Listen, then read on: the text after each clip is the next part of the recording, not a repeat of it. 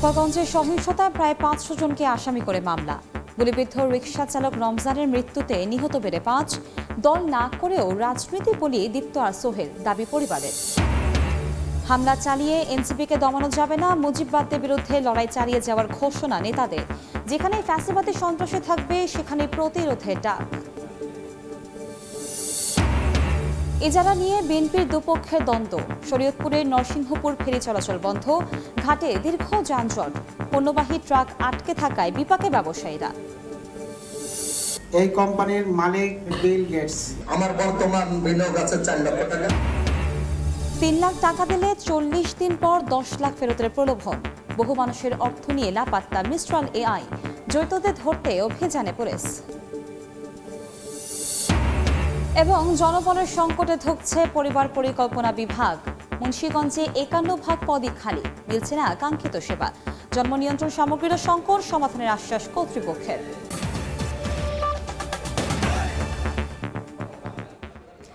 আমন্ত্রণ সময় সংবাদের নিয়মিত আয়োজন বিভাগীয় সময়। থাকছে সপ্তাহে ৭ দিন ভিন্ন ভিন্ন বিভাগের সংবাদ নিয়ে। আজ থাকছে ঢাকা বিভাগ, সঙ্গে আছে আমি কনক আজাদ। গোপালগঞ্জে এনসিপির কর্মসূচিতে আওয়ামী লীগ ও নিষিদ্ধ ছাত্রলীগের হামলার ঘটনায় প্রায় ৫০০ জনকে আসামি করে সন্ত্রাস বিরোধী আইনে মামলা করেছে পুলিশ। সংঘাতের ঘটনায় ২ দিনে অভিযান চালিয়ে প্রায় ৫০ জনকে গ্রেফতার করেছে যৌথ বাহিনী। এদিকে ৩ ঘণ্টা শিথিলের পর দুপুর ২টা থেকে ফের বহাল রয়েছে কারফিউ। জয়ন্ত শিয়ালির রিপোর্ট, ছবি শাহজাহান খানের। গোপালগঞ্জে এনসিপির কর্মসূচিতে বুধবার দফায় দফায় হামলা চালায় পতিত আওয়ামী লীগ সমর্থক ও নিষিদ্ধ ঘোষিত ছাত্রলীগের নেতাকর্মীরা। ভাঙচুর চালানো হয় জেলা কারাগারেও। সংঘর্ষে প্রাণ গেছে অন্তত ৫ জনের, আহত হয়েছেন অনেকে। ঘটনার ২ দিন পর শুক্রবার ৭৫ জনের নাম উল্লেখ করে এবং অজ্ঞাত আরও ৪০০ জনের বিরুদ্ধে সন্ত্রাস বিরোধী আইনে মামলা করেছে পুলিশ। এরই মধ্যে বিভিন্ন সময় অভিযান চালিয়ে গ্রেপ্তার করা হয়েছে প্রায় ৫০ জনকে। যেহেতু একটা ভোলাটাইল সিচুয়েশন হয়েছে, ধীরে ধীরে হয়তো স্বস্তি ফিরে আসবে সবার মধ্যে। আমরা তৎপর আছি, প্রত্যেকটা এলাকায় আমরা চিরুনি অভিযান চালাচ্ছি। এদিকে গত ২ দিনের তুলনায় অনেকটা স্বাভাবিক গোপালগঞ্জ। খুলেছে দোকানপাট, বেড়েছে যান চলাচল। সরকারের কাছে অনুরোধ যে গোপালগঞ্জের কোনো সাধারণ মানুষ যারা খাইতে খায় তারা যদি কোনো এই ঝামেলার ভিতর যদি তাকে কোনো জড়ায় না। ৩ ঘন্টার জন্য কারফিউ শিথিল হয়েছে। এখন আমরা যে এসে দোকান খুলছি, এখন এইভাবে তো চললে আমাদের গরিব মানুষ আমরা কিভাবে চলবো? যদি এইভাবে থাকে তাহলে পরিস্থিতি তো আরো আমাদের খারাপ হয়ে দাঁড়াবে। আমরা তখন কি করব? কিস্তি আছে, ব্যাটারি গাড়ি বসে যাবে, তখন তো আমরা আরো সমস্যায় পড়ে যাব। এদিন দুপুর ২টা থেকে পরবর্তী নির্দেশ না দেওয়া পর্যন্ত গোপালগঞ্জে আবারও বহাল থাকছে কারফিউ। পবিত্র জুমার নামাজের কথা মাথায় রেখে বেলা ১১টা থেকে দুপুর ২টা পর্যন্ত কারফিউ অবস্থা শিথিল করা হয়েছে। এ সময়ে যাতে কোনো অপ্রীতিকর ঘটনা না ঘটে তার জন্য প্রশাসন ব্যাপক ব্যবস্থা গ্রহণ করেছে। জয়ন্ত শিরালি, সময় সংবাদ, গোপালগঞ্জ। গোপালগঞ্জের সবশেষ খবর জানাতে শহরের মডেল মসজিদ এলাকায় আছেন রিপোর্টার জয়ন্ত শিরালি। আমরা সরাসরি যাচ্ছি তার কাছে।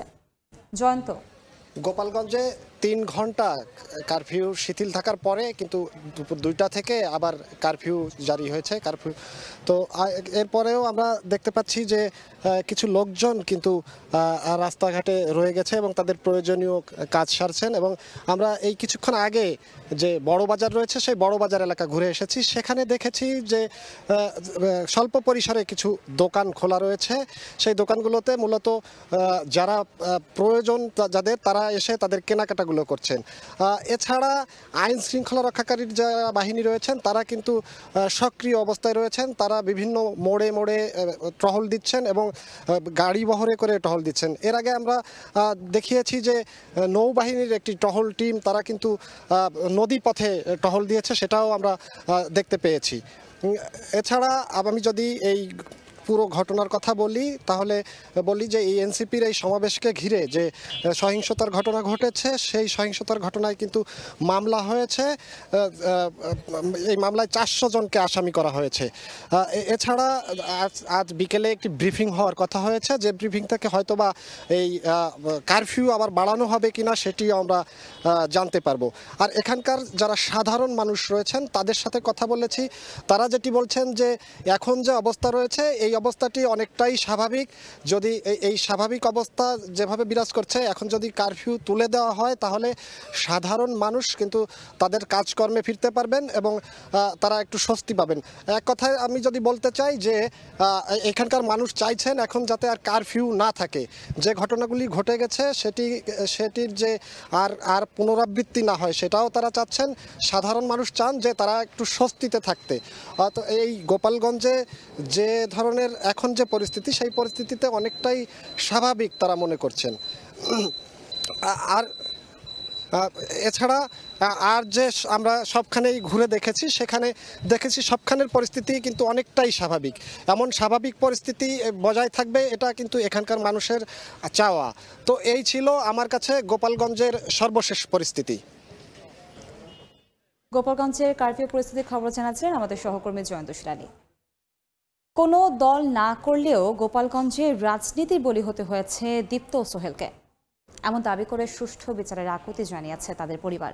উপার্জনক্ষম মানুষকে হারিয়ে দিশেহারা অটোরিকশা চালক রমজানের পরিবার। শাহজাহান খানের ছবিতে আলামিন তুষারের রিপোর্ট। 16 জুলাই বিকেল আনুমানিক 3:30টা গোপালগঞ্জ শহরের কোটালীপাড়ার হরিণহাটি গ্রামের রমজান কাজীকে গুলিবিদ্ধ অবস্থায় সহিংসতার মধ্যেই নিজের ভ্যানে হাসপাতালের দিকে নিয়ে যাচ্ছিলেন বাবা কামরুল গাজী। কখনো কল্পনাও করতে পারেননি এমন পরিস্থিতির শিকার হবেন তিনি। মাত্র 19 বছর বয়সে নিজের সন্তানকে হারিয়ে স্তব্ধ রমজানের বাবা মা।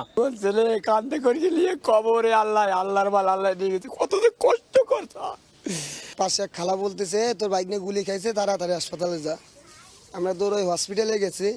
হসপিটালে যাওয়ার পরে তারপর দেখি আমার বাইক নিয়ে নিচে শোয়া। ঠিক একই অবস্থা সহিংসতায় প্রাণ হারানো দীপ্ত সাহার পরিবারেরও। কোনো রাজনৈতিক দলের অংশ না হয়েও রাজনৈতিক পরিস্থিতির শিকার হয়েছে বলে দাবি তাদের। এমনভাবে আর কারো যেন প্রাণ না যায়, সঙ্গে জড়িতদের দ্রুত বিচারের দাবি তাদের। আমার তো কিছু হয়ে যাইতে পারলো না, হাসপাতালে যাই বলে ভাই আমার মার একটু দেয় না, আমার মার একটু দেয়। আমার ভাই এখন তুলো নয় না, কোনো রাজনীতিতে না, খালি ব্যবসা করে খায়। আমরা বিচার চাই আমার ভাইয়ের, আমরা বিচার চাই। সেদিনের সহিংসতায় প্রাণ হারানো সোহেলের পরিবারও কোনোভাবেই যেন এই শোকের থেকে বের হতে পারছেন না। আর বৃহস্পতিবার দিবাগত রাত 1:45টায় ঢাকা মেডিকেলে প্রাণ হারান রমজান মুন্সি। তার পরিবারের দাবিও একই। প্রশ্ন, কেন রাজনীতির খেলায় বলি হতে হলো তাদের? ঝামেলার সময় ওই রিক্সা নিয়ে ঢুকছে ওই হলের সামনে দিয়ে, এদিক আসতে গেছে, প্যাসেঞ্জার ছিল, গুলি খাইছে, একটা হাতে খাইছে, একটা লাগছে ফাঁসরে। তবে আমার গোপালগঞ্জ মেডিকেলে ভর্তি করলি, গোপালগঞ্জ রিফার করে দিয়েছে ঢাকা। 2 রাত ছিলাম, ওই রাত আর আজকের রাত, এই 2 রাত থাকার মধ্যে আজকের রাত 1:45-এর সময় সে ভাই মারা গেছে ব্যথার যন্ত্রণায়। গোপালগঞ্জের সদর উপজেলার বাসিন্দা রমজান মুন্সি পেশায় ছিলেন অটোরিকশা চালক। 16 জুলাই দুপুরে চৌরঙ্গি লঞ্চঘাট এলাকায় পৌঁছলে চলমান সংঘর্ষের মাঝে পড়ে গুলিবিদ্ধ হন তিনি।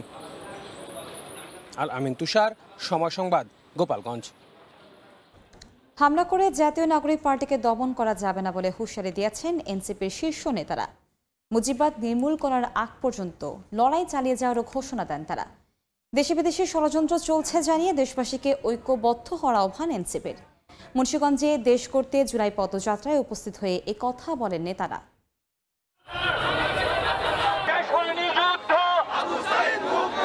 দেশ গড়তে এনসিপির জুলাই পদযাত্রা ঘিরে শুক্রবার সকাল থেকেই মুন্সিগঞ্জ শহীদ মিনারের সামনে জড়ো হন স্থানীয় নেতাকর্মীরা। দুপুর 12টার দিকে সেখান থেকে বের করা হয় পদযাত্রা।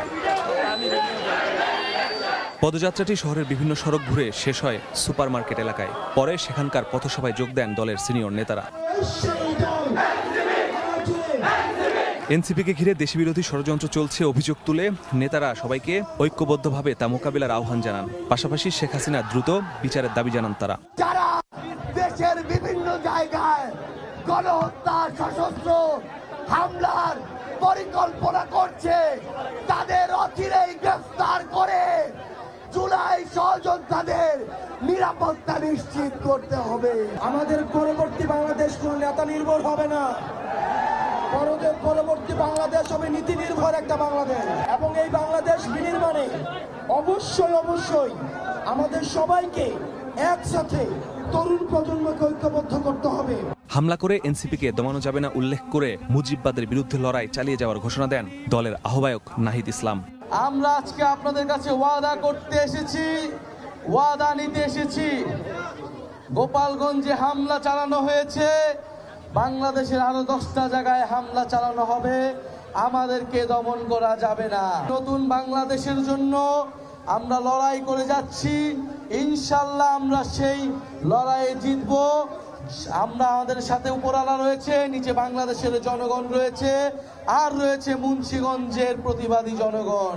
মুন্সিগঞ্জের নদী ভাঙন, অবৈধ বালু উত্তোলন সহ নানা অনিয়ম বন্ধে কাজ করার আশ্বাস দেন এনসিপি নেতারা।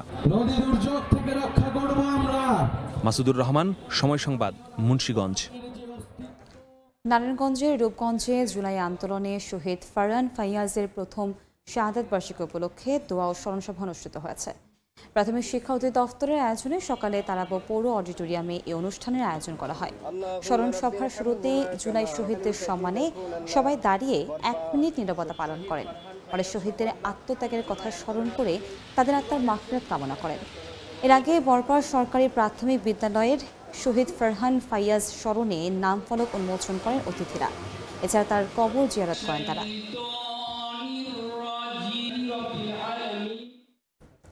ইজারা নিয়ে বিএনপির দুপক্ষের দ্বন্দ্বের জেরে শরীয়তপুরের নরসিংহপুর ফেরি চলাচল বন্ধ রয়েছে। এতে ঘাটে দীর্ঘ যানজট দেখা দিয়েছে। পারাপারের অপেক্ষায় আটকা পড়েছে অন্তত 1.5 শতাধিক যানবাহন। সময় মতো পণ্য পরিবহন করতে না পারলে মোটা অঙ্কের লোকসানের আশঙ্কা করছেন ব্যবসায়ীরা। স্থানীয়রা বলছেন, ইজারা উঠানো নিয়ে সাবেক ইজারাদার মমিন দিদার এবং নতুন ইজারাদার জিসান বালার দ্বন্দ্বের জেরেই এমন পরিস্থিতি। এদিকে সাবেক ইজারাদার মমিন দিদারের দাবি, মামলা শেষে কোর্ট তার পক্ষে রায় দেয় তিনি ইজারাদার বহাল রেখেছেন। আর নতুন ইজারা পাওয়া জিসান বালা বলছেন, বিআইডব্লিউটিএ এবং সরকারিভাবে তিনি ঠিকাদার। গাঠ নিয়ে গঞ্জাম বাঁধাইছে ইজারি নিয়ে, এখন এক পক্ষ নিয়েছে আর এক পক্ষ পায়নি, তাই নিয়ে গঞ্জাম বাঁধাইয়ে গাড়ি যাইতেছে না। এখন আমাদের যদি ঢাকা হয়ে ঘুরে যাইতে হয়, আমাদের 460 কিলো পথ অতিক্রম করে যাইতে হবে, তাতে আমাদের প্রায় 6,500 থেকে 7,000 টাকা বেশি লাগতেছে। হয়রানি কিসের জন্য হচ্ছি আমরা? এই আবার ফেরিঘাট থেকে ঘুরাইয়া কোথায় যাই দাঁড়াবো, নাই খাবার। মুন্সিগঞ্জে পরিবার পরিকল্পনা বিভাগের 51% পদই খালি। কেন্দ্রগুলোতে জন্ম নিয়ন্ত্রণ উপকরণ এবং মা ও শিশু কল্যাণ কেন্দ্রে পর্যাপ্ত ওষুধ নেই। এতে মিলছে না কাঙ্ক্ষিত সেবা। তবে কর্তৃপক্ষ বলছে, তারা জেলাব্যাপী কার্যক্রম চলমান রেখেছেন। দ্রুত সমস্যার সমাধানের আশা তাদের। নাসিরুদ্দিন উজ্জ্বলের রিপোর্ট, ছবি তুলেছেন আবু সাইদ। তৃণমূল পর্যন্ত ছড়িয়ে আছে পরিবার পরিকল্পনা বিভাগের কার্যক্রম। জন্ম বিরতিকরণ ছাড়াও মা ও শিশু স্বাস্থ্য এবং কিশোর কিশোরীদের সচেতন করার দায়িত্বে বিভাগটি। পরিকল্পিত পরিবার এবং বাল্যবিয়ে বন্ধেও গ্রামীণ জনগোষ্ঠীর মাঝে এই বিভাগের কাজ করার কথা। কিন্তু মুন্সিগঞ্জের 68 ইউনিয়নের মধ্যে 58 ইউনিয়নে পরিবার কল্যাণ কেন্দ্র থাকলেও 3টি ব্যবহার অনুপযোগী আর 15টি বেশি জরাজীর্ণ। 9 মাস যাবৎ আমাদের কোনো পরিবার পরিকল্পনা বিতরণ সামগ্রী নাই। লোকবলের অভাব। একটা এফডব্লিউবি আমরা 2-3টা সেন্টারে কাজ করি। তৃণমূল পর্যায়ে নাগরিক সেবা পৌঁছে দিতে স্বাস্থ্যকর্মীরা কাজ করছেন বলে জানায় জেলা পরিবার পরিকল্পনা বিভাগ। কোনো কেন্দ্রে কিন্তু আমরা বন্ধ রাখছি না।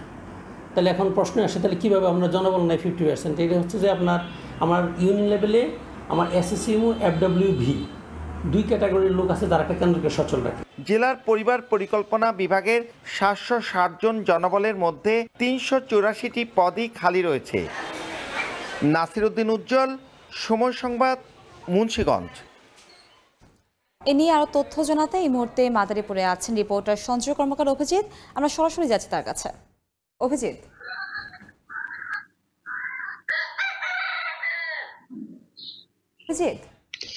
মাদারীপুরে যে পরিবার পরিকল্পনা অধিদপ্তর রয়েছে, সেই অধিদপ্তরের অফিসের ইউনিয়ন পর্যায়ে যে ভবনগুলো রয়েছে, পাশাপাশি ডাক্তার চিকিৎসক থাকার কথা, সেটি আসলে জনবল সংকটে অনেকটা মুখ থুবড়ে পড়েছে। অর্থাৎ খুঁড়িয়ে খুঁড়িয়ে চলছে এখানকার কার্যক্রম। আমরা গত 2 দিন ঘুরে ঘুরে দেখেছি বেশ কয়েকটি ইউনিয়ন এর যে পরিবার পরিকল্পনা অফিস কল্যাণ কেন্দ্র রয়েছে, সেখানে আমরা দেখেছি, বিশেষ করে যদি বলি ঝাউদি ইউনিয়ন স্বাস্থ্য ও পরিবার কল্যাণ কেন্দ্র এবং ঘটমাঝি, এই দুটিতে আমরা দেখেছি সেখানে কিন্তু আসলে কোনো ডাক্তার উপস্থিত ছিলেন না এবং রোগীরা এসে এখান থেকে ফিরে গেছেন এবং তারা অভিযোগ করেছেন গত 8 মাস ধরে জেলার কোথাও কোনো ঔষধ সরবরাহ করা হচ্ছে না। অর্থাৎ ওষুধের যে ঘাটতি রয়েছে এবং রোগীরা তারা কিন্তু পাচ্ছেন না।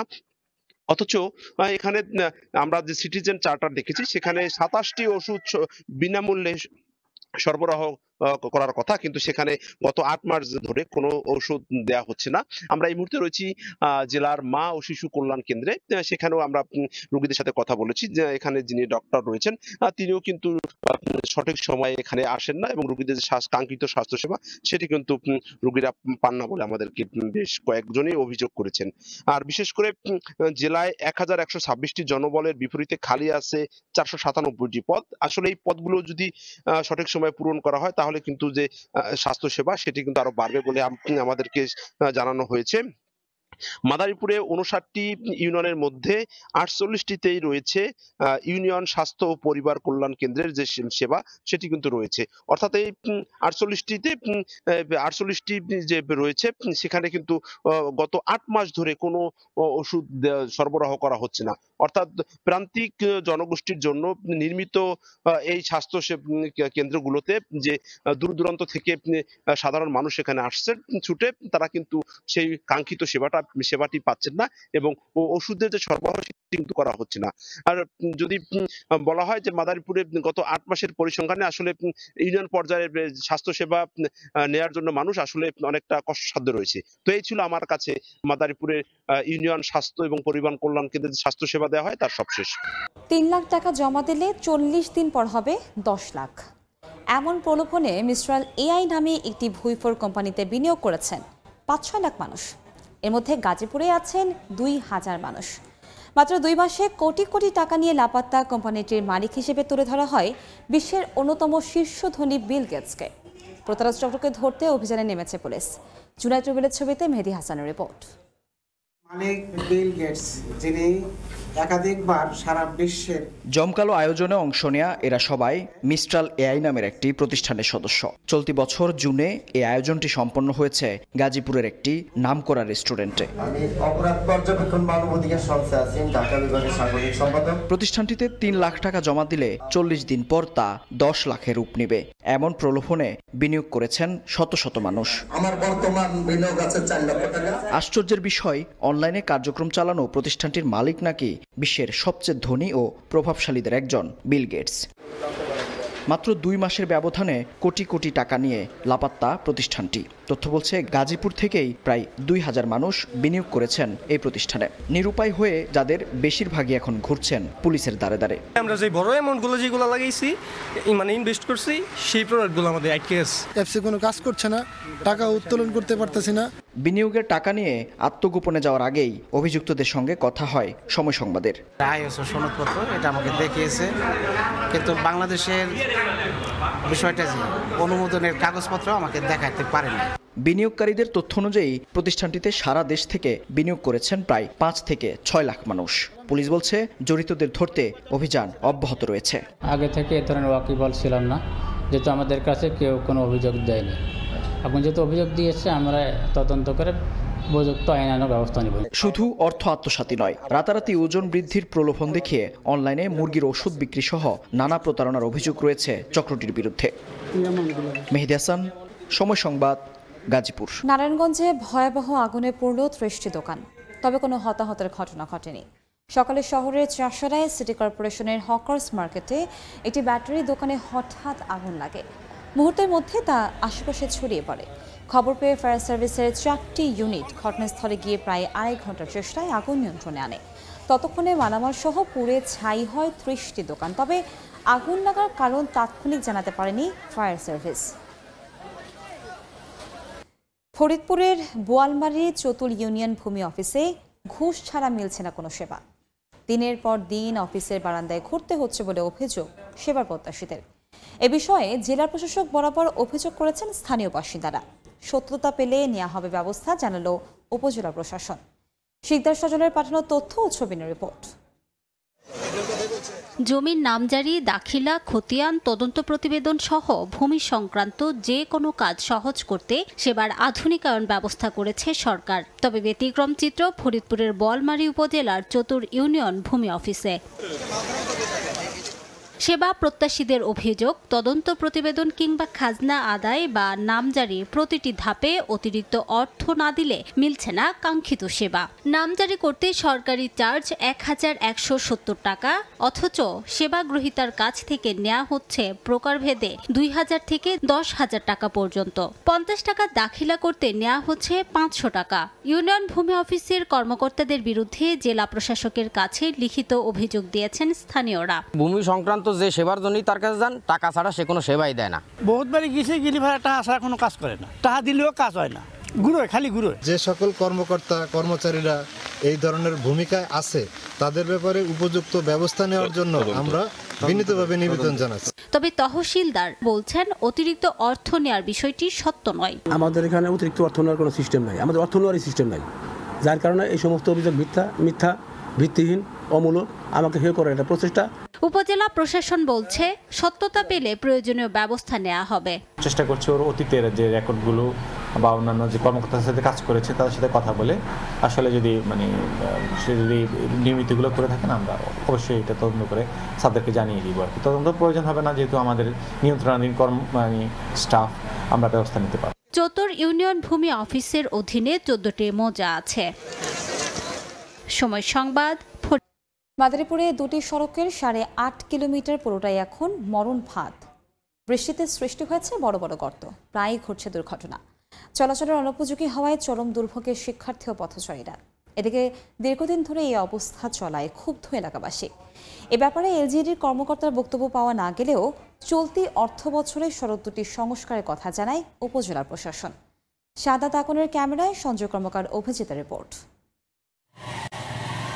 কোথাও উঁচু, কোথাও নিচু, কোথাও আবার ইটসরে সৃষ্টি হয়েছে বড় বড় গর্ত। পাঁচখোলা ইউনিয়ন পরিষদের চেয়ারম্যান নাসির উদ্দিন টুকুমোল্লার বাড়ি থেকে সর্দারকান্দি পর্যন্ত সড়কের দূরত্ব 4 কিলোমিটার। এই সড়ক দিয়ে প্রতিদিন ইউনিয়নের কয়েক হাজার মানুষ যাতায়াত করে, অথচ ইটভাটার কাজে প্রতিনিয়ত ব্যবহৃত মাহিন্দ্র ও ট্রাক পিকআপের কারণে পুরো সড়ক জুড়ে তৈরি হয়েছে খানাখন্দ। একটা রোগী হঠাৎ করে অসুস্থ হয়ে গেলে তারা নেওয়ার কোনো সিস্টেম থাকে না। বৃষ্টি নামলে ঘরের থেকে একটু বাইরেও যায় না, মসজিদ পর্যন্ত যাইতে পারি না। এদিকে পখিরা বাজার থেকে শুরু হয়ে আজিজুল মহাজনের বাড়ি পর্যন্ত 4.5 কিলোমিটার সড়কের বেহাল দশা। বৃষ্টির পানিতে পুরো সড়ক এখন কাদায় ভরা। কিন্তু অন্যান্য জায়গায় যেখানে আছে তারপরে সেখানে পাকা ঢালাই থাকা সত্ত্বেও এখানে আবার দিতেছে, কিন্তু আমাদের এখানে কোনো পাওয়া যাচ্ছে না। অবশ্য চলতি অর্থ বছরেই সড়ক দুটি সংস্কারের আশ্বাস দেন সদর উপজেলা নির্বাহী কর্মকর্তা। আমরা ভিজিট করব, ভিজিট করে প্রাপ্যতা অনুসারে এই সড়কগুলোর উপর কাজ করব। 2019-20 অর্থ বছরে পখিরার সড়কটি খোয়াসপুর ইউনিয়ন পরিষদ থেকে ইটের সোলিংয়ের রাস্তা নির্মাণের কথা থাকলেও অদৃশ্য কারণে তা অসমাপ্ত রাখা হয়। আর পাঁচখোলার সড়কটি কবে সংস্কার হয়েছে তার কোনোই তথ্য নেই কারো কাছে। সঞ্জয় কর্মকার, অভিজিৎ, সময় সংবাদ, মাদারীপুর। নরসিংদীর শাকসবজির খ্যাতি রয়েছে দেশব্যাপী, যাচ্ছে বিদেশেও। তবে সিন্ডিকেটের কারণে ন্যায্য দাম না পাওয়ার অভিযোগ বাড়ছে কৃষকদের। এদিকে উৎপাদন বৃদ্ধির প্রশিক্ষণ সহ সব ধরনের সহযোগিতা করা হচ্ছে বলে জানিয়েছে কৃষি বিভাগ। আশিকুর রহমান পিয়ালের পাঠানো তথ্য ও ছবি নিয়ে রিপোর্ট। গ্রীষ্মকালীন সবজি চাষে জমিতে ব্যস্ত সময় পার করছেন নরসিংদীর চাষিরা। ঝিঙ্গে, কাকরোল, ঢেঁড়স, করলা, কুমড়া, বেগুন থেকে শুরু করে নানা জাতের সবজি রয়েছে মাঠে। এছাড়াও 12 মাসি লাউ, ফুলকপি থেকে শুরু করে সব ধরনের চারাও পাওয়া যায় এখানে। নরসিংদী জেলায় উৎপাদিত এসব শাকসবজির খ্যাতি রয়েছে দেশব্যাপী। এখানকার প্রায় 70% সবজিই যায় রাজধানী ঢাকা সহ দেশের বিভিন্ন স্থানে, হয় রফতানিও। তবে সিন্ডিকেটের কারণে ভালো দাম না পাওয়ার অভিযোগ রয়েছে কৃষকদের। সেই সঙ্গে রয়েছে কীটনাশক থেকে শুরু করে ওষুধের বাড়তি দামে উৎপাদন খরচ না ওঠার দাবিও। মধ্যস্থ যারা নিয়ে কিনা বিক্রি করে এরা সিন্ডিকেট বাজার করে এরা দাম ডাবল বেছে। এখন বাজার ভালো আছে আপনার, কয়দিন আগে বাজার মাইরে ছিল, হ্যাঁ কাকল 15 টাকা 20 টাকা ছিল। খুচরা ব্যস্ত আছে, আর তো দেখি 60 টাকা 70 টাকা করে ব্যস্ত আছে, কিন্তু আমরা তো কৃষক পাইতাছি না। ওষুধ অতিরিক্ত দাম, সার অক্সিজেনের অতিরিক্ত দাম, এটা দিয়া খরচ দিয়ে আমরা কিনেও তো আমরা চল্লা খাইয়ে যেতে পারি, আমরা তো পুরাটা পাই না। গৃহস্থ আমদানি কম হয় তখন বাজার চড়াতে হয়, আবার যখন আমদানি বেশি গৃহস্থ হয় তখন বাজার দুম না। তবে কৃষি বিভাগ বলছে প্রশিক্ষণ দেয়া সহ সব ধরনের সহযোগিতা করছেন তারা। এবছর আমাদের অতিবৃষ্টি হয় নাই, আবার বৃষ্টিও থেকে থেকে বৃষ্টি হচ্ছে, যে কারণে নরসিংদীর সবজির ফলন এবার ভালো। আমরা কৃষকদেরকে এই সবজি উৎপাদন এবং রপ্তানির বিষয়ে বিভিন্ন প্রশিক্ষণ দিয়ে যাচ্ছি প্রতিনিয়ত। জেলার সবচেয়ে বেশি সবজি আবাদ হয় শিবপুর, রায়পুরা ও বেলাবো উপজেলায়। কৃষি বিভাগের তথ্য, এবছর ৬ উপজেলায় ৭,০৭৫ হেক্টর জমিতে গ্রীষ্মকালীন সবজির আবাদ করা হয়েছে। সময় সংবাদ, নরসিংদী। দেখছেন বিভাগীয় সময়, সঙ্গেই থাকুন। নতুন কালো হিট লেমন আর জেসমিনের দারুণ ফ্রেগ্রেন্সে এখন বাংলাদেশের সবচেয়ে শক্তিশালী ফর্মুলা। আরেকবার, প্রতি বছরে বর্ষা এলে কদর বেড়ে যায় নৌকার কারিগরদের। ভৈরবের বিভিন্ন গ্রামে মৌসুমী কারিগররা ব্যস্ত থাকেন নৌকা তৈরিতে। ছোট নৌকা ৪ থেকে ৫,০০০ আর আকারে বড় ৮ থেকে ১০,০০০ টাকায় বিক্রি হয়। প্রতিজন কারিগর দিন প্রতি মজুরি পান ৮০০ থেকে ৯০০ টাকা। ফজলুর রহমানের তথ্য ও ছবি নিয়ে রিপোর্ট। বর্ষায় নদী আর হাওর হয়ে ওঠে পূর্ণ যৌবনা। এ সময় কদর বেড়ে যায় নৌকার।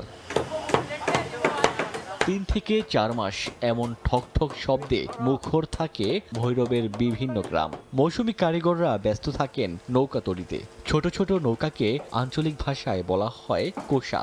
৪ থেকে ৫,০০০ টাকা বিক্রি হয় কোষা, আর আকারে বড় হলে দাম ওঠে ৮ থেকে ১০,০০০ টাকা পর্যন্ত।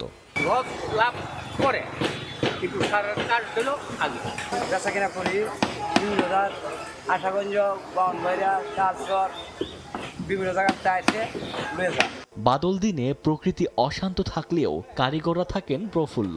বাড়ে রুটি রোজগার, ঘরে ফেরে সচ্ছলতা।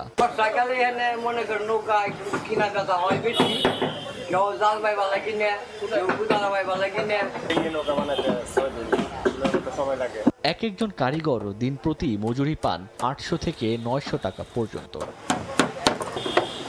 সময় সংবাদ। বিভাগীয় সময় শীর্ষ সংবাদগুলো জানিয়ে দিচ্ছে আরেকবার। গোপালগঞ্জে সহিংসতায় প্রায় ৫০০ জনকে আসামি করে মামলা। গুলিবিদ্ধ রিকশা চালক রমজানের মৃত্যুতে নিহত বেড়ে ৫। দল না করেও রাজনীতি বলে দীপ্ত আর সোহেল, দাবি পরিবারের। হামলা চালিয়ে এনসিপিকে দমানো যাবে না, মুজিববাদের বিরুদ্ধে লড়াই চালিয়ে যাওয়ার ঘোষণা নেতাদের। যেখানেই ফ্যাসিবাদী সন্ত্রাসী থাকবে সেখানে প্রতিরোধের ডাক। এবং এজারা নিয়ে বিএনপির দুপক্ষের দ্বন্দ্ব। শরীয়তপুরের নরসিংহপুর ফেরি চলাচল বন্ধ, ঘাটে দীর্ঘ যানজট, পণ্যবাহী ট্রাক আটকে থাকায় বিপাকে ব্যবসায়ীরা।